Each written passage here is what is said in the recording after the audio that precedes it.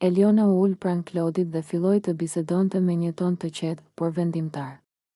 Ajo i tha se nuk i bën përshtypje fakti që Klodi ka të dashur jashtë, se nuk është diçka që do ta ndalojë atë apo do ta pengojë të shprehë ndjenjat e saj.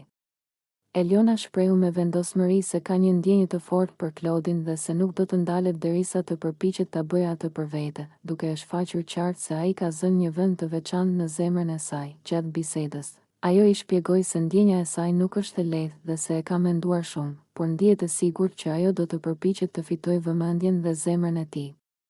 Eliona theksoi se nuk është thjesht një lojë për të, por se e do me sinqeritet dhe se nuk do të dorëzohet përballë ndonjë pengese, përfshirë edhe lidhjet e tij jashtë. Ajo u shpreh se është e gatshme të pranojë çdo sfidë dhe të përballojë çdo situatë që mund të lindë brenda shtëpisë për të qenë afër tij.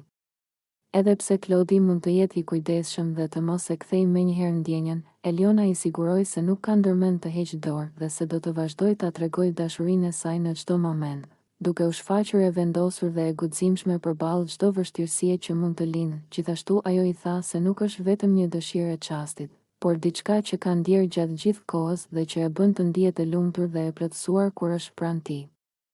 Ndërsa fliste, sytë e saj shfaqnin vendosmëri dhe emocion, duke lënë të kuptohet se është e gatshme të përballet me çdo sfidë dhe se do të luftojë për atë që dëshiron, pa marrë parasysh asgjë tjetër. Në fund të bisedës, Eliona i përsëriti Klodit se e do dhe se nuk do të ndalet, duke lënë të kuptohet qartë se nuk është thjesht një lojë apo një flirtim, por ndjenja e saj është reale dhe e fortë, dhe çdo veprim që do të ndërmarrë do të jetë për ta pasur atë pranë saj, duke treguar vendosmëri dhe